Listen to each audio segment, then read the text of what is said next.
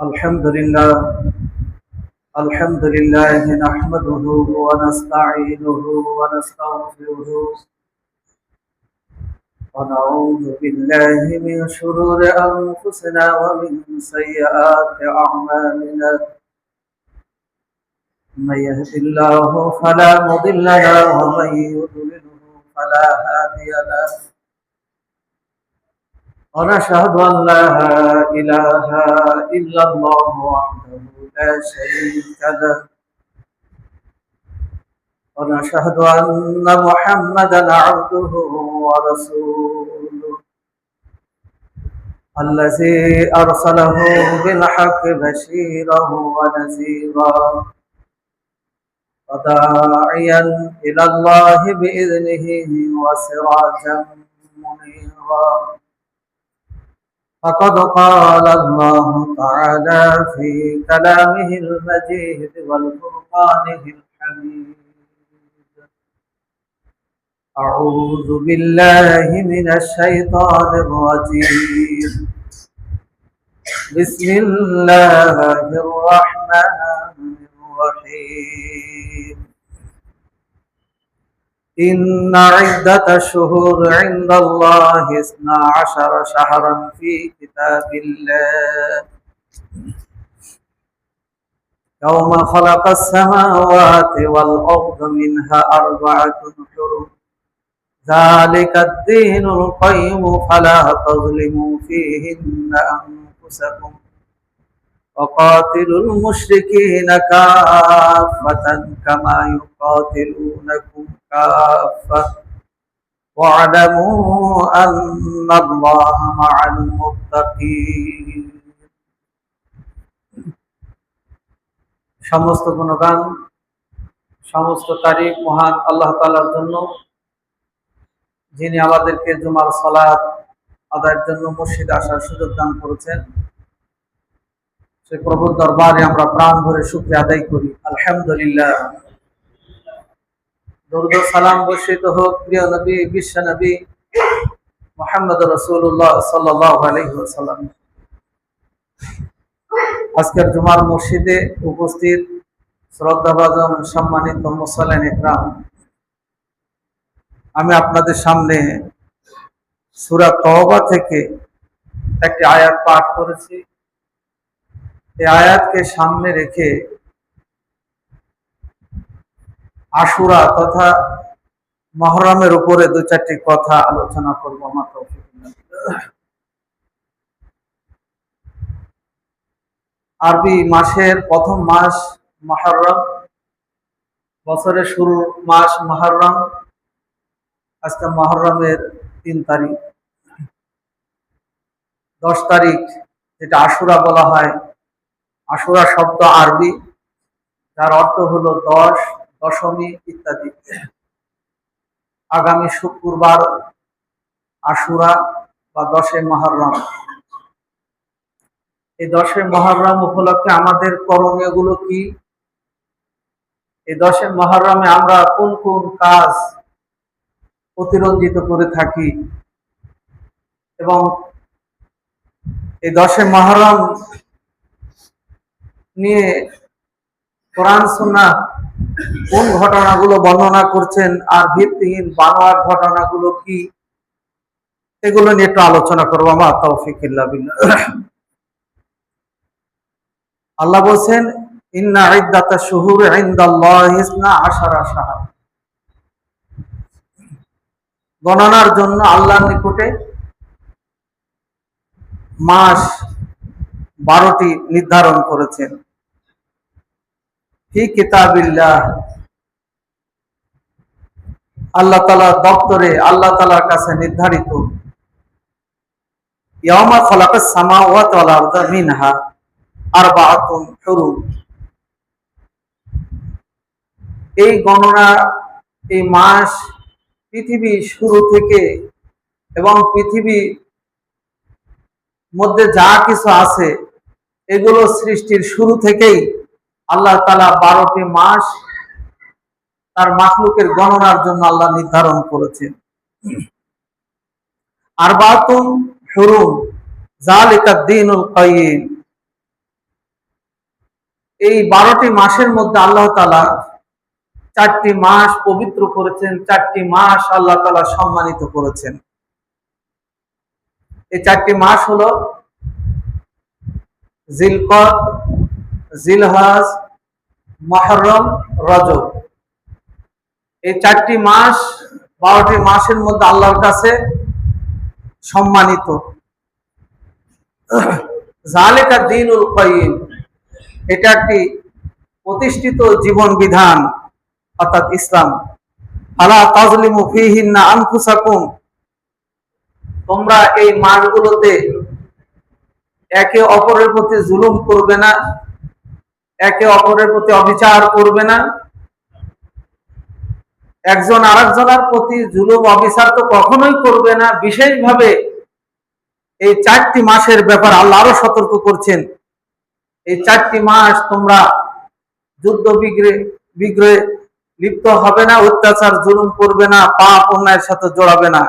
কেননা আল্লাহ তাআলার এই 4টি মাস অধিক প্রিয় মাস। ওয়াকাতিলুল মুশরিকিনা কাফাতান কামা ইউকাতিলুনাকুম, আল্লাহ রাব্বুল আলামিন বলেন, মুশরিকরা, বিজাতিরা যদি তোমাদের সাথে যুদ্ধ করে, তারা যেই রূপ সংঘবদ্ধভাবে যুদ্ধ করে, তোমরাও এক হয়ে তাদের বিরুদ্ধে তোমরা যুদ্ধ করো। ধরুন খ্রিস্টানরা যুদ্ধ করছে, তার সাথে ইহুদিরাও এক হয়ে, বা আরো অন্যান্য ধর্মের যারা আছে এক হয়ে মুসলমানদের বিরুদ্ধে যুদ্ধ করছে। এক্ষেত্রে মুসলমানদেরকে আল্লাহ বলছেন, ওয়াকাতিলুল মুশরিকিনা কাফাতান, তোমরা ঐক্যবদ্ধ হয়ে, সংঘবদ্ধ হয়ে, কামা ইউকাতিলুনাকুম, তারা যেইভাবে তোমাদের সাথে যুদ্ধে লিপ্ত হয়েছে তোমরাও ঠিক ঐক্যবদ্ধভাবে যুদ্ধ করো। ওয়ালামু, জেনে রাখো, ইন্নাল্লাহা মাআল মুত্তাকিন, অবশ্যই আল্লাহ তাআলাকে যারা ভয় করেন আল্লাহ তাদের সাথে রয়েছেন। এই আয়াতে আল্লাহ তাআলা বলছেন যে 4টি মাস অধিক প্রিয়। এই 4টি মাস বিশ্বনবী আবার বর্ণনা করেছেন, জিলকদ, জিলহজ, মুহররম, অর্থাৎ এই মাস এবং রজব মাস। পৃথিবীর শুরু থেকে এই 4টি মাসে যুদ্ধ করা নিষিদ্ধ ছিল, আমাদের নবীর যুগেও ছিল। এই মাসগুলো ইহুদি খ্রিস্টানরা শ্রদ্ধা করত, এই মাসে তারা যুদ্ধ বিগ্রহ থেকে বিরত থাকত। এই জন্য বিশ্বনবী বলেছেন যে তোমরা এই মাসে বেশি বেশি যুদ্ধ বিগ্রহ থেকে, অত্যাচার জুলুম থেকে বিরত থেকে আমল ইস্তেগফার বেশি বেশি পাঠ করো। যেমন এই 4টি মাস জুলুম, অত্যাচার ইত্যাদি থেকে নিজেকে বিরত রেখেছো, ঠিক সেই শিক্ষার আলোকে বাকি 8টি মাস তোমরা পরিচালনা করো। আল্লাহ রাব্বুল আলামিন এই মাসের মর্যাদা পৃথিবীর শুরু থেকে এবং 12টি মাস দিয়ে আল্লাহ তাআলা বছর গণনা পৃথিবীর শুরু থেকে নির্ধারণ করেছেন, সেইভাবেই গণনা করা হয়ে থাকে আজ পর্যন্ত। সেটা বাংলায় হোক, ইংরেজিতে হোক, আরবিতে হোক, এই 12 মাসকেই গণনা হিসাবে, বছর গণনা হিসাবেই গণনা করা হয়। এই মাসের মধ্যে বিশেষভাবে আশুরা বা 10-এ মুহররমকে 2টা কারণে বেশি গুরুত্ব দেওয়া হয়েছে। আল্লাহ তাআলা কোরআনে আয়াতে বলেন, ওয়াজাওয়াজনা বিবানি ইসরাঈল আল বাহর, আমি বানি ইসরাঈলদেরকে রক্ষা করলাম, বিজয় দান করলাম সমুদ্রের মধ্যে। যখন ফেরাউন এবং তার দলবল হযরত মূসা আলাইহিস সালাম এবং তার অনুসারীদেরকে সেই জনপদ থেকে বিতাড়িত করছিলেন, মহান আল্লাহ তাআলার নির্দেশে মূসা আলাইহিস সালাম তার সঙ্গী সাথীদের নিয়ে রওনা হলেন। সামনে দরিয়া বেঁধে গেল, নীল নদ বেঁধে গেল। আল্লাহর কাছে প্রার্থনা করলেন, আল্লাহ রাব্বুল আলামিন এই সমুদ্রের মধ্যে 12টি রাস্তা করে দিলেন। তারা পার হচ্ছেন। আল্লাহ বলেন ফাআতবাহুম ফিরআউন ওয়া জুনুদুহু বাগিয়া ওয়া আদওয়া। অহংকারী জালেম ফেরাউন এবং তার দলবল নিয়েই সেই সমুদ্রের মধ্যে, পানির মধ্যে যে রাস্তা আল্লাহ নির্মাণ করে দিলেন, তারা ঢুকে পড়লো। হাত্তা ইযা আদরাকাহুল গরাক। এমত অবস্থায় আল্লাহ রাব্বুল আলামিন বনী ইসরাঈলদেরকে রক্ষা করলেন আর পানিকে হুকুম করলেন, হে পানি তুমি স্বাভাবিক হয়ে যাও, রাস্তা বন্ধ করে দাও। হাত্তা ইযা আদরাকাহুল গরাক। তখন তারা কি হয়ে গেল? ডুবে মারা গেল। কিন্তু তাদের দলপ্রধান কি বলছিল এই সময়? আল্লাহ বলেন ক্বালা আমানতু আন্নাহু লা ইলাহা ইল্লাল্লাযী আমানতু বিহি। বলল আমি ঈমান আনয়ন করছি ওই আল্লাহর প্রতি, ওই রবের প্রতি, তিনি ব্যতীত কোনো ইলাহ নাই। ওই রবের প্রতি, যে রবের প্রতি ঈমান আনয়ন করেছে বনী ইসরাঈল। যারা ঈমান আনয়ন করার কারণে এই নদী থেকে, এই দরিয়া থেকে যারা রক্ষা পেল, ওই রবের, যেই রব তাদেরকে রক্ষা করলেন, সে রবের প্রতি। ও আনা মিনাল মুসলিমিন, এবং আত্মসমর্পণকারীদের আমি অন্তর্ভুক্ত হয়ে গেলাম। মোহতারাম হাজিরিন, এমন সবাই তওবা ফেরাউন করছিল, তার সীমালঙ্ঘন মাত্রা অতিক্রম করে চলে গেল, এবং যখন তার নিঃশ্বাসটা বেরিয়ে যাবে এমন অবস্থায় সে আল্লাহকে স্বীকার করছিল, তওবা করছিল। আল্লাহ সেই সময় তওবা কবুল করেন না। মোহতারাম হাজিরিন, কোরআনের এবং হাদিসের আয়াত থেকে আমরা যেটা জানতে পারি, শেষ মুহূর্তে কোনো ব্যক্তি যদি জোর করে হোক, আর যেভাবে হোক, আর রুমাল ধরে হোক, পাগড়ি ধরে হোক, রুমাল ধরা, পাগড়ি ধরা, জোর করে, তো এগুলো কোনোটাই বৈধ না। তওবা পড়ে তার কোনো কাজে আসবে না। যখন সুস্থ আছেন, জ্ঞান আছে, এমত অবস্থায় আপনার অনুশোচনা হতে হবে, ভুলের জন্য তওবা ইস্তিগফার করতে হবে। যখন আপনি একবারে শেষ মুহূর্তে আশপাশ থেকে তওবা পড়ালে তওবা কবুল হবে না। তাই আল্লাহ তাআলা তার ঈমানটা গ্রহণ করলেন না। আল্লাহ রাব্বুল আলামিন বনী ইসরাঈলদের বিভিন্ন সময় বিভিন্ন ভাবে তাদেরকে আসমানি মদদ দিয়ে সাহায্য করেছেন, কেননা তারা ছিল নির্যাতিত একটা সম্প্রদায়।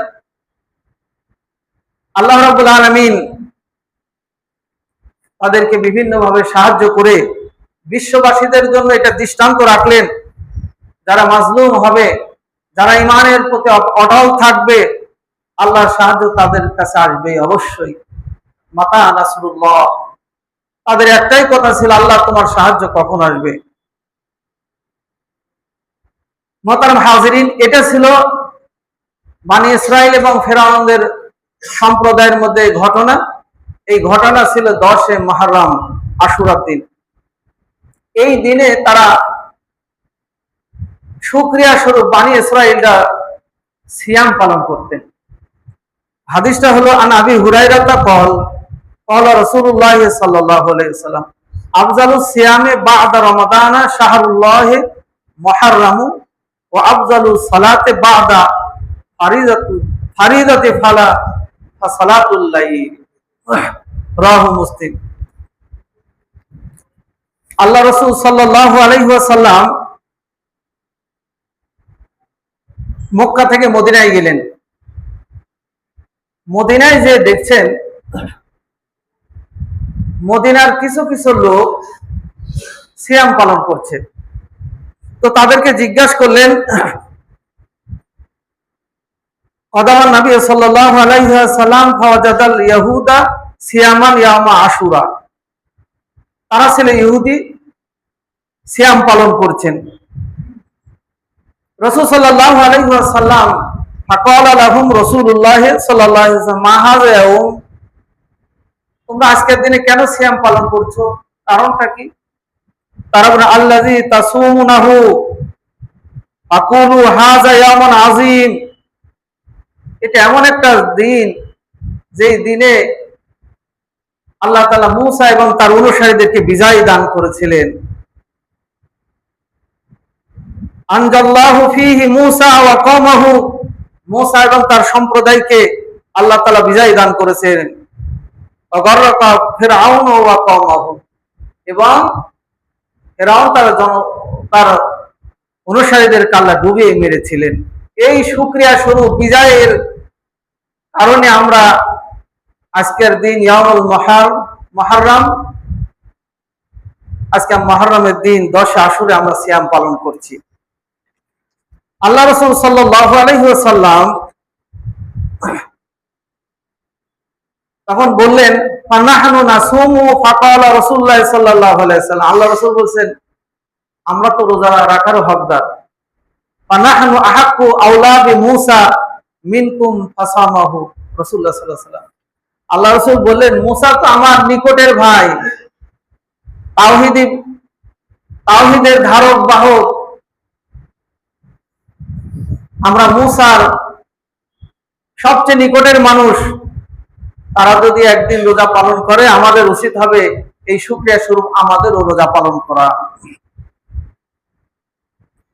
আমার বিসিয়ামিহি, তখন রাসূল সাল্লাল্লাহু আলাইহি ওয়াসাল্লাম সাহাবীদেরকে বললেন, তোমরা ইয়াউমুল আশুরা, মুহররমের সিয়াম তোমরাও পালন করো। আল্লাহ তাআলার পক্ষ থেকে রাসূলকে নির্দেশনা দিলেন যে তোমরা সিয়াম পালন করো। তবে হ্যাঁ, আল্লাহ রাসূল সতর্ক করলেন, তবে তোমরা ইহুদি নাসারাদের মতো তোমরা সিয়াম পালন করবে না। পরে দীর্ঘ হাদিসের আল্লাহ রাসূল বলেন যে ইনশাআল্লাহ সুন্নাল ইয়াউমা আত-তাসিউ ক্বালা ক্বাবলা ইয়াতিল আমু মুকবিলু হাত্তা তুওয়াফিয়া রাসূলুল্লাহ সাল্লাল্লাহু আলাইহি ওয়াসাল্লাম, আল্লাহ রাসূল বললেন এই বছর একটি করো, আগামী বছর যদি আল্লাহ বাঁচিয়ে রাখেন তাহলে আমরা এর সাথে নবম দিনকে যোগ করে নিব। অর্থাৎ আল্লাহ রাসূল বলেন তারা একটা করে, আমরা দুটা করব, তাদের সাথে আমাদের আমলের কোনো সাদৃশ্য যেন না থাকে। অপর একটা হাদিসে আল্লাহ রাসূল বলেছেন বাদাহা, তার আগে অথবা তার পরে, দুইটা কথা আসছে।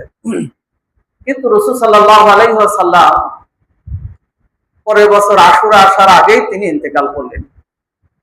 তাহলে এই হাদিস থেকে এটা প্রমাণিত আল্লাহ রাসূল সাল্লাল্লাহু আলাইহি ওয়াসাল্লাম আশুরার রোজা পালন করতে বলেছেন, সেটা দুইটা, একটা হলো 10ম দিন, এর সাথে নবম অথবা 11তম দিন যোগ করে দুইটা সিয়াম আমাদের পালন করা দরকার। এখান থেকে আরেকটা শিক্ষা, আল্লাহ রাসূল যখন দেখলেন ইহুদিরা একটা রোজা পালন করছে, সিয়াম পালন করছে, রাসূল বললেন ইহুদি নাসারাদের সাথে সাদৃশ্য রেখে তোমরা কোনো কাজ করবে না। মুহতারাম হাজিরিন, তাহলে আমার আপনার রোজার ক্ষেত্রে হোক, আমলের ক্ষেত্রে হোক, কর্মের ক্ষেত্রে হোক, কখনো যেন ইহুদি নাসারারা যেই কাজ করে আমরা সেটা না করি।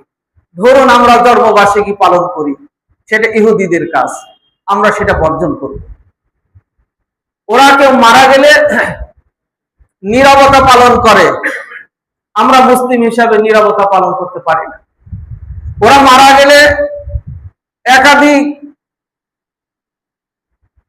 মাস তারা শোক পালন করে।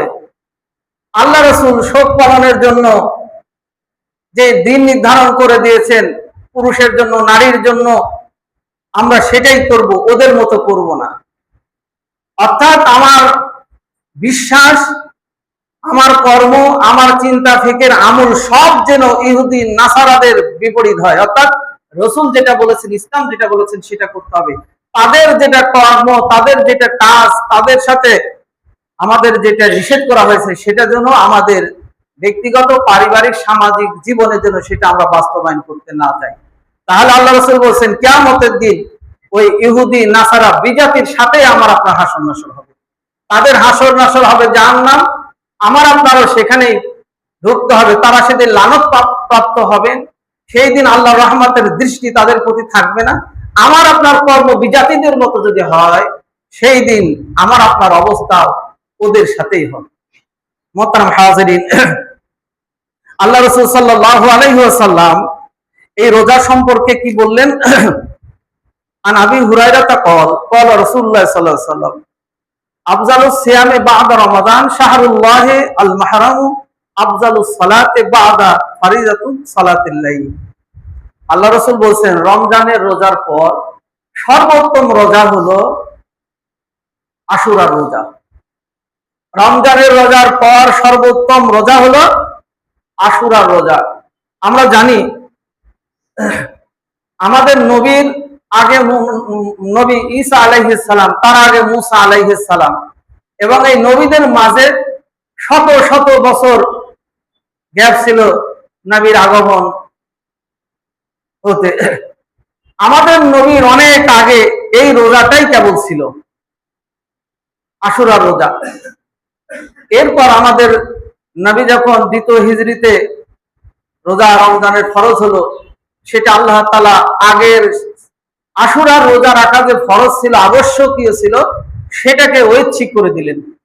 অর্থাৎ কেউ রাখলে সওয়াব আছে আর না রাখলে তাতে গুনাহ নেই, কিন্তু রমজানের রোজা রাখতে হবে। এই জন্য আল্লাহ রাসূল বলেছেন বা'দা রমাদান শাহরুল্লাহ, রমজানের রোজার পর সর্বোত্তম রোজা হলো আশুরার রোজা, এবং সেই রোজা হলো দুটা। রাসূল সাল্লাল্লাহু আলাইহি ওয়াসাল্লাম বলেন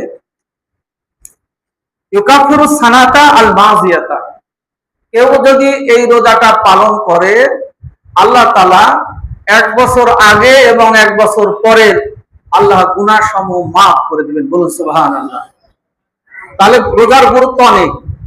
ঐচ্ছিক হলেও এক বছর আগের এক বছরের পরের গুনাহ আল্লাহ তাআলা মাফ করে দিবেন। এর উপরে দুটা হাদিস আছে। একটা হলো আল্লাহ তাআলা এক বছরের গুনাহ সহ মাফ করে দিবেন। এই হাদিস আল্লাহ রাসূল বলেন অতীতের এবং ভবিষ্যতের 2 বছরের গুনাহ সহ আল্লাহ তাআলা মাফ করে দিবেন। তাই এই রোজা আমরা সাধ্যমাফিক যারা পারবো রাখার চেষ্টা করব। আল্লাহ রাসূল সাল্লাল্লাহু আলাইহি ওয়াসাল্লামের জীবনে 4টি আমল কখনো ছাড়তেন না। তার মধ্যে একটি হলো আশুরার রোজা ছাড়েননি। আল্লাহ রাসূল আশুরার রোজা পালন করেছেন এবং পালনের ব্যাপারে নির্দেশ দিয়েছেন। 2 নাম্বার হলো প্রত্যেক মাসে 3টি করে রোজা, প্রত্যেক চাঁদে 3টি করে রোজা আল্লাহ রাসূল পালন করেছেন, পালনের ব্যাপারে তিনি নির্দেশনা দিয়েছেন।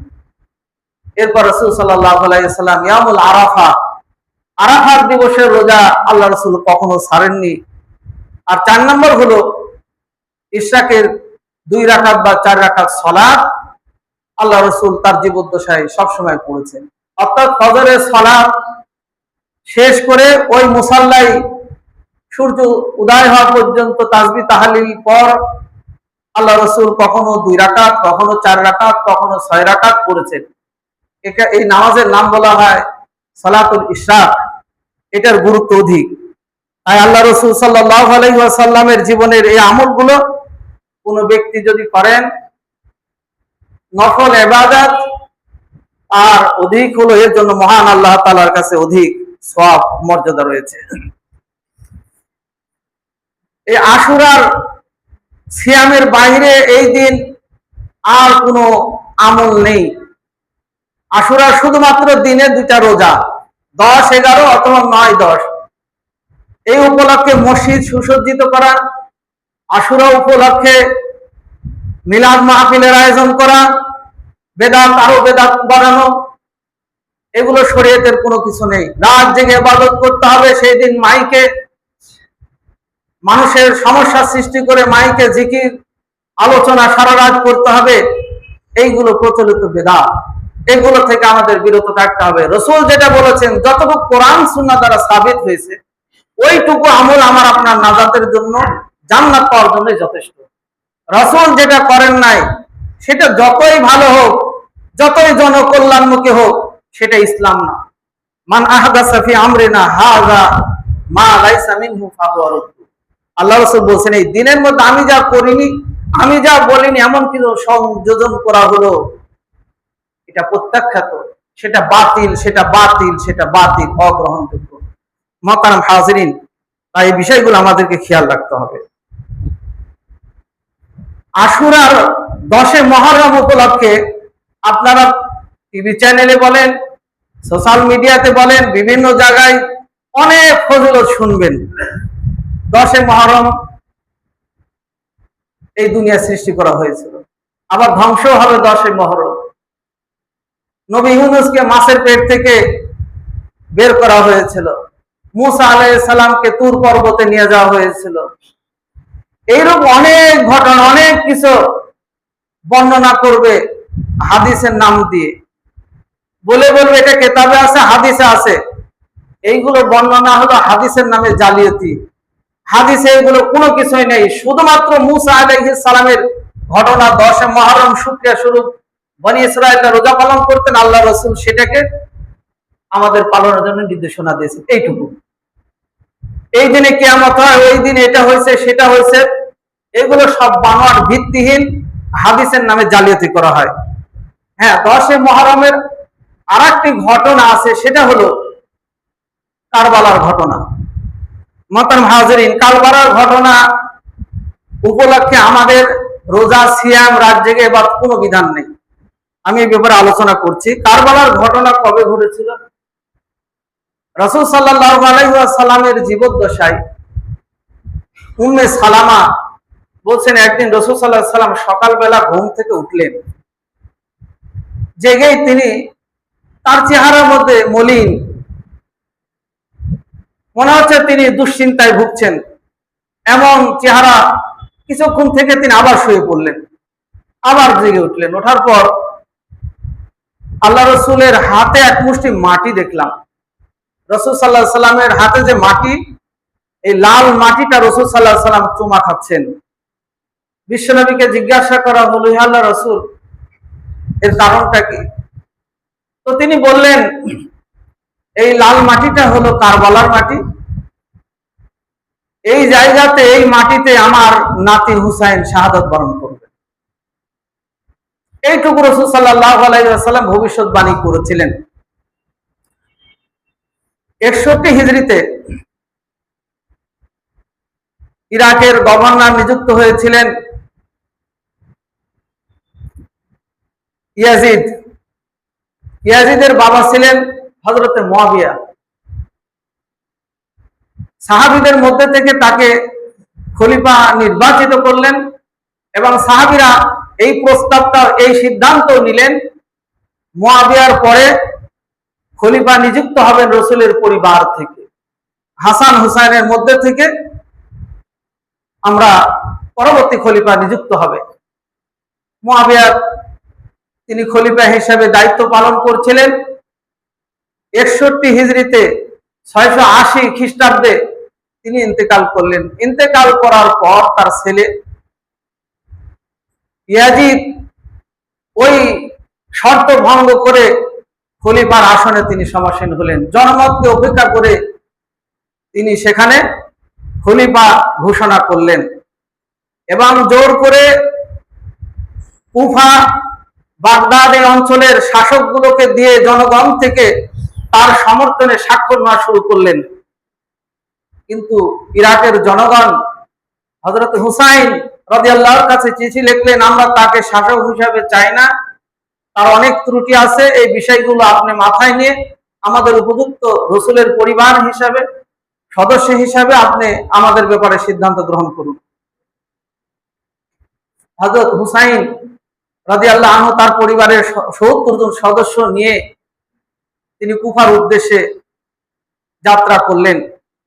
এই খবরটা বসরার গভর্নর ওবায়দুল্লাহ ইবনে জিয়াদ জানতে পারলেন, খলিফা ইয়াজিদকে জানালেন যে এই অবস্থা, হুসাইন তার পরিবার নিয়ে কুফার দিকে যাত্রা করেছেন। তার নির্দেশে বলা হলো তাকে প্রতিরোধ গড়ে তুলো।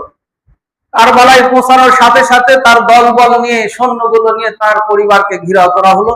দীর্ঘ সময় যাবত তাদেরকে পানি, খাদ্য থেকে তাদেরকে দেওয়া থেকে বঞ্চিত করলেন।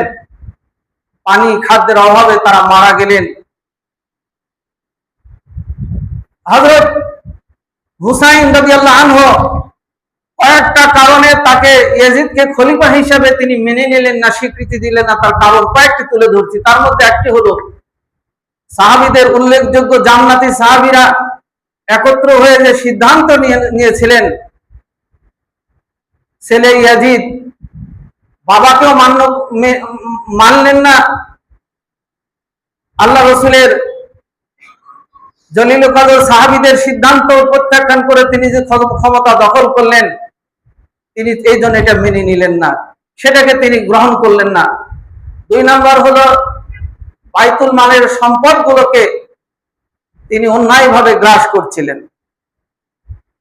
এরপর তার নীতি নৈতিকতার পদস্খলন জনগণ সহ সকলের মাঝে দেখতে পেলেন যে তিনি নীতির বহির্ভূত কাজ করে বসছেন এবং সেই অঞ্চলের জনগণের প্রতি তিনি অবিচার করছেন। এগুলো দেখে তিনি বললেন কখনো এটা মেনে নেওয়া যায় না। তাই তিনি সেখান থেকেই সংগ্রাম শুরু করলেন, কিন্তু নির্মূলভাবে তাদেরকে শাহাদাত বরণ করালেন। হযরত হুসাইন রাদিয়াল্লাহু আনহু, এখান থেকে ঘটনা থেকে আমাদের কি শিক্ষা আমরা নিতে পারি? একটা হলো কখনো জুলুমবাজের কখনো সমর্থন হওয়া যাবে না। অন্যায়ভাবে কেউ যদি কোথাও নেতা নির্বাচিত হয়, তাদের ধারণা বাপ ছিল, বাপের পর ছেলে হবে, ছেলের পর নাতি হবে, এইভাবে যাবে, এটা ইসলাম নয়। যে সবচেয়ে বেশি তাকওয়ার অধিকারী হবে সেটা একটা দাস বংশেরও হলে, হাবশি গোলামও হলে তিনি নেতা নির্বাচিত হবেন। বংশ পরিক্রমায় হতে হবে, এটা ইসলাম সমর্থন করে না, যা আমাদের দেশ থেকে শুরু করে বিশ্বের বিভিন্ন জায়গায় ঘটছে। হ্যাঁ, উপযুক্ত ব্যক্তি থাকলে, উপযুক্ত লোক থাকলে হবে, আমাদের দ্বিধা নাই। কিন্তু অযোগ্যকেই বাপ ছিল, ভাই ছিল, নানা ছিল, পিতা ছিল বলে আমার ওই জায়গাতে আমাকে দিতে হবে, তাকে নিয়ে আসতে হবে, এটা হলো অবিচার, জুলুম। হযরত হুসাইন সেটাকে মেনে নিলেন না। খিয়ানতকারী যারা, খিয়ানতকারীকে তিনি সমর্থন করলেন না, ফলে তাকে হত্যা করা হলো, শাহাদাত বরণ করলেন। অন্যায়কারী, হত্যাকারী, সাপোর্টকারী তিনি হলেন না। তিনি যার নীতি নৈতিকতা নাই তাকে সাপোর্ট করলেন না। মোহতারাম হাজিরিন, এগুলো থেকে আমাদের শিক্ষা হলো অন্যায়ের কাছে মাথা নত না করা, অন্যায়ের কাছে শক্ত অবস্থানে। এর জন্য যদি জান যায়, মাল যায়, আপনার যদি সব হারাতে হয়, আর অন্যায়কে প্রতিহত করতে হবে, এটাই শিক্ষা দিলেন হযরত হুসাইন রাদিয়াল্লাহু আনহু। এর বাইরে কিছু না। এই শিক্ষাগুলো আমাদের নিয়ে ব্যক্তিগত, পারিবারিক, সামাজিক, রাষ্ট্রীয় ক্ষেত্রে, সর্ব অন্যায়ের ক্ষেত্রে আমাদেরকে অন্যায়ের বিরুদ্ধে শক্ত প্রতিবাদ, শক্ত বলিষ্ঠ কণ্ঠ হতে হবে, এটাই শিক্ষা আমাদের। কিন্তু দুর্ভাগ্য, হযরত হুসাইন রাদিয়াল্লাহু শাহাদাতকে কেন্দ্র করে আমাদের দেশে সহ শিয়া এবং শিয়া মতের অনুসারীরা অনেক শিরক বেদাতের সাথে জড়িয়ে পড়েছি। আমরা জানি আব্বাসীয় খলিফার সময় থেকে এই বেদাতটা চালু হয়েছে। আব্বাসী খলিফা মঈনুদ্দৌলা 352 হিজরিতে, আব্বাসীয় খলিফা মঈনুদ্দৌলা 352 হিজরিতে সর্বপ্রথম হযরত হুসাইন রাদিয়াল্লাহু আনহুর মৃত্যুবার্ষিকী পালনের তিনি সূচনা করেছিলেন। তিনি খলিফা ছিলেন, রাষ্ট্রীয়ভাবে এটা ঘোষণা করলেন এবং পাড়া মহল্লায় এই দিন শোক পালন, এই দিন তারা এই বিষয়গুলো নিয়ে মাতম করবে, তাজিয়া মিছিল করবে, এই দিন ভালো খাবারের ব্যবস্থা করে এই বিষয়গুলো নিয়ে তিনি সরকারিভাবে, রাষ্ট্রীয়ভাবে তিনি আঞ্জাম দিয়েছিলেন। আমাদের জানতে হবে, আল্লাহ রাসূল সাল্লাল্লাহু আলাইহি ওয়াসাল্লাম বলেছেন, কারো আপনজন যদি মারা যায় তিনি সর্বোচ্চ 3 দিন শোক পালন করবেন। এটা মনে রাখতে হবে। কারো কেউ মারা গেলে 3 দিনের বেশি শোক পালন করা যাবে না। একজন মুসলিমের আপনজন মারা গেলে তিনি 3 দিন শোক পালন করবেন। নারীদের ক্ষেত্রে বলা হয়েছে, কোন নারীর স্বামী মারা গেলে তিনি 4 মাস 10 দিন শোক পালন করবেন। আর কোন নারী যদি তালাক প্রাপ্ত হয় তাহলে 3 মাস 10 দিন তিনি শোক পালন করেই, তিনি বিরত থেকেই, শোক না, তিনি বিরত থেকে এরপর দ্বিতীয় স্বামী গ্রহণ করতে পারবেন। তাহলে আমরা যে প্রত্যেক বছর বাবার মৃত্যুবার্ষিকী পালন করি, নেতার মৃত্যুবার্ষিকী পালন করি, এটা কি রাসূলের হাদিস সাপোর্ট করে? আমরা কিভাবে এটা করতে পারি মুসলিম হিসাবে? হ্যাঁ বলবেন, আমি করবো, তোমার ঠেকানোর কি আছে, তোমার বলার কি আছে? ওয়ালাউ বাল্লিগু ওয়ালাউ আন্না আয়া। আমাদের সচেতন করা, আল্লাহ রাসূলের হাদিসগুলো পৌঁছে দেওয়ার দায়িত্ব, সেটা পালন কে করবেন কে করবেন না। রাসূল বলেছেন, কেউ যদি 3 দিনের বেশি শোক পালন করে সে বিজাতিদের সাথে সাদৃশ্য করলো। তাই বাপ ভাই আত্মীয় স্বজন মারা গেলে পরিবারেরা 3 দিন স্বাভাবিক জীবন পালন করবে, এর বেশি কিছু নাই। কারো স্বামী মারা গেলে 4 মাস 10 দিন তিনি শোক পালন করবে, অর্থাৎ নিজ বাড়িতে থাকবেন, স্বাভাবিকভাবে চলন ফিরন করবেন, সুসজ্জিত নয়, স্বাভাবিক জীবন তিনি পালন করবেন, এর বেশি কিছু নাই। মুহতারাম হাজিরিন, সময় যেহেতু শেষ, আল্লাহ রাসূল সাল্লাল্লাহু আলাইহি ওয়াসাল্লাম বলেন, আন আব্দুল্লাহ ইবনে ওমর قال قال رسول الله صلى الله عليه وسلم ليس منا من ضرب الخدود وشق الجيوب او دعا بدعوة الجاهلية। আল্লাহ রাসূল বলছেন, কেউ যদি কারো মৃত্যুর কারণে বুক চাপড়ায়, বুকের উপর আঘাত করে, শরীরে আঘাত করে, আমরা দেখছি অনেক পুরুষ অনেক নারী কেউ মারা গেলে চুল টানে ছিঁড়ছেন, কাপড় ছিঁড়ছেন, বুকে থাবাচ্ছেন। আল্লাহ রাসূল বলছেন, এরপর কেউ যদি তার শরীরে আঘাত করে রক্তপাত ঘটান, যেটা তাজিয়া মিছিলে করা হয়, বুকে চাকু মেরে মেরে শরীরে চাকু মেরে রক্তপাত ঘটাচ্ছেন, আর দাওয়াতুল জাহিলিয়াত, জাহেলি যুগে যেইভাবে আহ্বান করে তারা চিল্লে, তারা ফুঁপিয়ে ফুঁপিয়ে জাহেলি যুগে যেই রূপ মৃত্যু ব্যক্তিকে নিয়ে তারা শোক পালন করতো, এটা যদি কেউ করে, যেমন আমাদের দেশে করে, আমার বাবা পাহাড় ছিল, আমার বাবা এটা ছিল, তমক ছিল, তমক ছিল, এইভাবে যখন তার প্রশংসা করা হয়, আযাবের ফেরেশতা তার উপর আঘাত করেন এবং বলে, তুমি দুনিয়ার পাহাড় ছিলে, আমল কোথায় তোমার? এই জন্য কারো আত্মীয় স্বজন মারা গেলে চিল্লায় নাই, বিনায় বিনায় নাই, কোনোভাবে কান্না যাবে না, চোখ দিয়ে শুধু পানি বের হবে। মনের কষ্টটা আমার আপনার রব জানছেন। শরীর আঘাত করে নাই, কোন জায়গা ক্ষত করে নাই, এমন ভাবে কোন মৃত্যু ব্যক্তির দিবস পালন করা, মৃত্যু ব্যক্তি নিয়ে এইভাবে চিল্লিয়া কাঁদা, এটা হলো জাহেলিয়াতে। রাসূল বলছেন, কেউ যদি এটা করে, লাইসা মিন্না মিন, আল্লাহ রাসূল বলছেন, সে আমার উম্মত নয়। মুহতারাম হাজিরিন, হযরত হুসাইন শাহাদাত বরণ করলেন অন্যায়ের প্রতিবাদ করতে যে, কিন্তু তাকে নিয়ে আজকে বেদাত শুরু হয়ে গেল, তাকে নিয়ে এমন কিছু করতে যে আল্লাহ রাসূলের হাদিস লঙ্ঘন হলো। আল্লাহ রাসূল যেখানে বলছেন সে আমার দলভুক্ত হবে না যদি এই কাজগুলো করে থাকে। তাই তাজিয়া মিছিল করা যাবে না, এটা শরীয়ত সম্মত নয়। মাতম করা যাবে না, এগুলো সম্পূর্ণ হারাম। এমনকি আমাদের শিক্ষা হলো এটা, যে আমার আপনজন মারা গেছে, মারা যাওয়ার পরে তাকে নিয়ে বিলাপ করে কাঁদায়, বিনিয়ে বিনিয়ে কাঁদা, তাকে তার সুখে শরীরে আঘাত করা, রক্তপাত ঘটানো, বুকে চাপড়ানো, কাপড় ছিঁড়া, চুল ছিঁড়া, এগুলো ইসলামের কাজ নয়। তাই আমাদেরকে এগুলো থেকে বিরত থাকতে হবে। এবং 10 মুহররম হযরত হুসাইনকে কেন্দ্র করে যে বিদআত গুলো, সেগুলো বিশ্বাস থেকে, ঈমান থেকে, আমল থেকে এগুলো মুছে দিতে হবে। সঠিক জিনিসটা গ্রহণ করে অন্যায়ের প্রতিবাদ করতে হবে। সহিহ কোরআন এবং সহিহ হাদিসের আলোকে যে আমলগুলো আমাকে আপনাকে বিশ্বনবী করার জন্য নির্দেশনা দিয়েছে, সেগুলো করেই আমার মুসলমানিত্ব প্রকাশ করতে হবে। তবে আমরা প্রকৃত মুসলিম হতে পারবো, রাসূলের শাফায়াত আমরা পাবো। মহান আল্লাহ তাআলার কাছে দোয়া করি, আল্লাহ আমাদেরকে সকল আমল যেন সহি শুদ্ধ সুন্দরভাবে জীবনে করে মহান আল্লাহ তাআলার কাছে যেন আমরা উপস্থিত হতে পারি, এই প্রার্থনা রেখেই খুতবা শেষ করছি। বারাকাল্লাহু ফীকুম।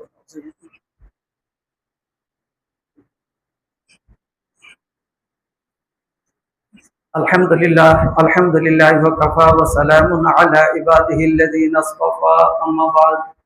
আউযু বিল্লাহি মিনাশ শাইতানির রাজীম। বিসমিল্লাহির রাহমানির রাহিম। রব্বানা যালামনা আনফুসানা ওয়া ইল্লাম তাগফির লানা ওয়া তারহামনা লানাকুনান্না মিনাল খাসিরিন।